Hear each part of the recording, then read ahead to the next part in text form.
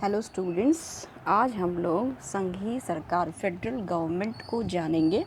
Federal government क्या होती है, संघीय सरकार की रचना क्या है, स्विट्ज़रलैंड में क्या इसकी व्यवस्था है। स्विट्ज़रलैंड के अंतर्गत पहले हम थोड़ा कुछ जान लेते हैं। जैसे डॉक्टर गांधी ने कहा, स्विस शासन व्यवस्था अपने आप में एक वर्ग है। वह संसदात्मक तथा अध्यक्षात्मक दोनों ही प्रकार की शासन व्यवस्थाओं से मूलभूत रूप में भिन्न है, परंतु उनमें दोनों ही शासन व्यवस्थाओं के लक्षणों का मिश्रण है। हम शासन व्यवस्था में देख चुके हैं, इनकी शासन व्यवस्था, विधायिका और कार्यपालिका को अब हम देखेंगे। इसमें हम देखेंगे कि इसमें संसदीय व्यवस्था तथा अध्यक्षात्मक व्यवस्था दोनों प्रकार के लक्षणों का मेल पाया जाता है, लेकिन फिर भी बहुत कुछ ये भिन्न है। कैसे? 1998 में स्विट्ज़रलैंड के लिए नवीन संविधान का निर्माण हुआ था और इस संविधान को 18 अप्रैल 1999 से लागू किया गया था। 1848 में निर्मित स्विस संविधान द्वारा स्थापित कार्यपालिका की दो सबसे प्रमुख विशेषताएं थीं। जो पुरानी कार्यपालिका थी, स्विस संविधान था, उसके अंतर्गत देखा गया, एक तो बहुल कार्यपालिका थी, दूसरी संसदात्मक तथा अध्यक्षात्मक व्यवस्थाओं कार्यपालिकाओं का समन्वय देखा गया। 1999 से लागू किए गए संविधान द्वारा स्थापित कार्यपालिका पूर्व के संविधान द्वारा स्थापित कार्यपालिकाओं से कुछ भिन्न है, लेकिन पूर्व कार्यपालिका की उपयुक्त दो सबसे मुख्य विशेषताओं को नवीन संविधान में भी बनाए रखा गया है। 1848 में लागू किए गए संविधान में कार्यपालिका को उस समय संघीय परिषद, फेडरल काउंसिल का नाम दिया गया था, और वर्तमान संविधान में कार्यपालिका को संघीय सरकार, फेडरल गवर्नमेंट का नाम दिया गया। संघीय सरकार का यह मूल रूप वही है जो संघीय परिषद का था। फिर प्रोफेसर स्ट्रॉन्ग आए, उन्होंने कहा कि यह विश्व की वैधानिक पद्धतियों की सर्वाधिक अनुपम है और यह एक ऐसी संस्था है जिसका अध्ययन करना अन्य सभी संस्थाओं से महत्वपूर्ण है। अब हम इसकी रचना को देख लेते हैं। फेडरल गवर्नमेंट कंपोजिशन की बात करते हैं। नवीन अनुच्छेद संविधान के 174 और 187 में संघीय सरकार की रचना, कार्यों और शक्तियों, व्यवस्थापिका के साथ इनका क्या संबंध है, इन सभी चीज़ों का उल्लेख किया गया है। अनुच्छेद 174 में यह कहा था कि संघीय सरकार स्विस परिसंघ की उच्चतम शासकीय तथा कार्यपालिका सत्ता है। अनुच्छेद 175 के अनुसार ये कहा गया कि संघीय सरकार में 7 सदस्य होंगे और संघीय सरकार के इन 7 सदस्यों का निर्वाचन संघीय संसद के दोनों सदनों की संयुक्त बैठक में किया जाएगा। कार्यपालिका के निर्माण हेतु अप्रत्यक्ष निर्वाचन पद्धति को अपनाना अनुचित प्रतीत होता है यहाँ पर, क्योंकि यहाँ पर लोकतंत्रात्मक शासन व्यवस्था है, परंतु इसके भी कुछ विशेष कारण बताए गए हैं। जैसे कि सर्वप्रथम, स्विस संघीय संसद के सदस्य जनता के इतने अधिक संपर्क में रहते हैं कि स्विस जनता संघीय संसद के सदस्यों द्वारा किए गए निर्वाचन को ही जनता द्वारा किया गया निर्वाचन मानती है। इसके अतिरिक्त संविधान निर्माता संघीय सरकार के चुनाव को राजनीतिक दलबंदी से अलग रखना चाहते थे और उनकी इच्छा थी कि पर्याप्त राजनीतिक ज्ञान और अनुभव रखने वाले व्यक्ति ही संघीय सरकार के लिए चुने जाएं। इसलिए भी इनके द्वारा प्रत्यक्ष निर्वाचन के स्थान पर अप्रत्यक्ष निर्वाचन को अपनाया गया है। इनकी योग्यताओं को हम देखते हैं। संविधान में निश्चित किया गया कि कोई भी स्विस नागरिक जो प्रतिनिधि सभा का सदस्य चुने जाने के योग्य है, संघीय सरकार का सदस्य चुना जा सकता है। इस संबंध में संविधान के अनुच्छेद 175 में ये कहा गया है कि विभिन्न भौगोलिक तथा भाषाई क्षेत्रों को संघीय सरकार में पर्याप्त प्रतिनिधित्व दिया जाएगा। इस बात के अतिरिक्त संघीय सरकार के निर्माण में दो महत्वपूर्ण परंपराएं भी स्थापित की गई थी। पहली परंपरा थी कि स्विट्जरलैंड के दो सबसे बड़े और प्रमुख कैंटनों बर्न और ज्यूरिच का संघीय सरकार में सदैव प्रतिनिधित्व रहता है। यह विशेष स्थिति फ्रेंच भाषा भाषी कैंटन वाउथ को भी प्राप्त है। दूसरी परंपरा यह थी कि संघीय सरकार में 4 जर्मन भाषाभाषी, 2 फ्रेंच भाषाभाषी तथा 1 इटालियन भाषाभाषी होते थे। जॉन ब्राउन मेसन ने भी कहा है कि इस तरह संतोषजनक क्षेत्रीय भाषाई वितरण का आश्वासन दिया गया है। इसके अतिरिक्त सामान्यतः संघीय सरकार में सभी दलों का प्रतिनिधित्व प्रदान किया जाता है। फिर उसके बाद हम देखते हैं साधारणतः संघीय सरकार के सदस्य संघीय संसद के सदस्यों में से ही निर्वाचित किए जाते हैं। निर्वाचित होते ही वे संघीय संसद की सदस्यता से त्यागपत्र दे देते हैं और संघीय सरकार के सदस्य ना तो कैंटन के अधीन कोई पद धारण करेंगे और ना ही वो किसी प्रकार के व्यवसाय करने की उनको आज्ञा दी जाती है। अब इनके कार्यकाल को हम देख लेते हैं। टर्म कितना का कार्यकाल इनका होता है, तो संघीय सरकार का कार्यकाल 4 वर्ष निश्चित किया गया है, किंतु इनके साथ ही यह प्रतिनिधि सभा के कार्यकाल पर भी निर्भर करता है। यदि इस अवधि के पूर्व स्विट्जरलैंड की संघीय संसद भंग हो जाए तो नवीन निर्वाचन के बाद संघीय संसद के दोनों सदन अपने संयुक्त अधिवेशन में नई संघीय सरकार चुनते हैं। मृत्यु, त्यागपत्र व अन्य किसी कारण से यदि 4 वर्ष की अवधि से पूर्व संघीय सरकार का कोई स्थान रिक्त हो जाता है तो संघीय संसद अपने अधिवेशन में शेष अवधि के लिए किसी नए व्यक्ति का चुनाव कर देती है। संघीय सरकार के सदस्यों के पुनर्निर्वाचन पर भी कोई प्रतिबंध नहीं है। संघीय सरकार के सदस्य बार बार चुन लिए जाते हैं जिससे वे अपने अनुभव का योग्यता को देश तक पहुंचा सके, क्योंकि अनुभवी नए से अनुभवी व्यक्ति को ज़्यादा अच्छा माना जाता है।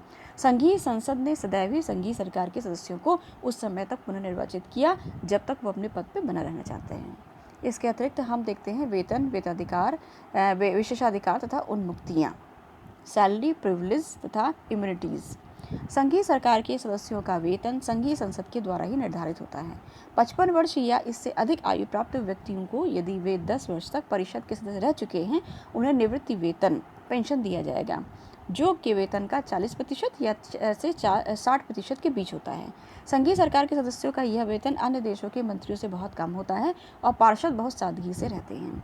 संघीय सरकार के सदस्यों को लगभग वे ही विशेषाधिकार तथा उन्मुक्तियां प्राप्त होती हैं जो संघीय संसद के सदस्यों को भी प्राप्त हैं। अपने कार्यकाल में संघीय सरकार के वे सभी सदस्य सैनिक सेवा से मुक्त हैं और उनके विरुद्ध कोई भी मुकदमा नहीं चलाया जा सकता। यदि संघीय सरकार के सदस्य अपनी इच्छा से अपना एक यह विशेषाधिकार समाप्त कर दें तो उनके विरुद्ध फौजदारी अभियोग भी चलाया जा सकता है। अब हम अध्यक्ष और उपाध्यक्षों की स्थिति को देखते हैं, प्रेसिडेंट और वाइस प्रेसिडेंट को। इसमें देखते हैं कि संघीय संसद के दोनों सदन अपनी एक संयुक्त बैठक में संघीय सरकार के सदस्यों में से एक अध्यक्ष तथा एक उपाध्यक्ष का 1 वर्ष के लिए चुनाव करती है। संघीय सरकार का अध्यक्ष स्विस राजमंडल का राष्ट्रपति कहलाता है। अध्यक्ष तथा उपाध्यक्ष के चुनाव में ज्येष्ठता का नियम, सीनियोरिटी रूल को ध्यान में रखा जाता है और यह हमेशा चेष्टा की जाती है इसमें कि क्रम से सभी सदस्यों को अध्यक्ष और उपाध्यक्ष का पद प्राप्त हो जाए, और यह भी है कि उपाध्यक्ष को अगले वर्ष अध्यक्ष चुन लिया जाता है। उपाध्यक्ष अन्य सदस्यों की भांति एक विभाग का प्रमुख होता है और अध्यक्ष की अनुपस्थिति में अध्यक्ष तथा राष्ट्रपति पद पर कार्य भी करता है। अध्यक्ष को अगले वर्ष उपाध्यक्ष पद पर निर्वाचित नहीं किया जा सकता है। इसके अतिरिक्त हम देखते हैं संघीय सरकार के अध्यक्ष या स्विस राजमंडल के राष्ट्रपति के अधिकार तथा कार्यों को हम देखेंगे। Rights and functions of the president of federal government of president और प्रेसिडेंट ऑफ स्विस कॉन्फेडरेशन। कार्यपालिका शक्ति एक व्यक्ति को प्रदान न करके यहाँ पर एक समिति को प्रदान की गई है और समिति के अध्यक्ष अर्थात राजमंडल के राष्ट्रपति को किसी न किसी रूप में उच्च स्थिति प्राप्त नहीं है। लावेल ने कहा था कि वह साधारण रूप से राष्ट्र की कार्यपालिका समिति का अध्यक्ष होता है और इस कारण वह यह जानने का प्रयत्न करता है कि उसके साथी क्या कर रहे हैं और वह राज्य के नाम मात्र के अध्यक्ष के औपचारिक कर्तव्यों को भी पूरा करता है। इस प्रकार राष्ट्रपति के 2 प्रकार के कार्य होते हैं। एक तो हो जाएगा राज्यमंडल के राष्ट्रपति के रूप में वो कार्य करता है as president of the confederation, और संघीय सरकार के सभापति के रूप में काम करता है as chairman of the federal government. पहले हम देखते हैं राज्यमंडल के राष्ट्रपति के रूप में। 1914 में संघीय शासन प्रशासन संगठन अधिनियम में राष्ट्रपति ब्रिटिश सम्राट की भांति स्विस राष्ट्र का प्रतीक होता है और महत्वपूर्ण राष्ट्रीय तथा अंतर्राष्ट्रीय अवसरों पर राज्य का प्रतिनिधित्व करता है। वह विदेशी राजदूतों का स्वागत करता है, उनके परिचय पत्र स्वीकार करता है। वह विदेशों में स्विस राजमंडल का प्रतिनिधि तथा अधिवक्ता भी माना जाता है। संघीय संसद द्वारा पारित विधेयकों पर वह अपने हस्ताक्षर करता है, किंतु यह एक औपचारिकता मात्र होती है और उसे कोई विशेषाधिकार प्राप्त नहीं होता है।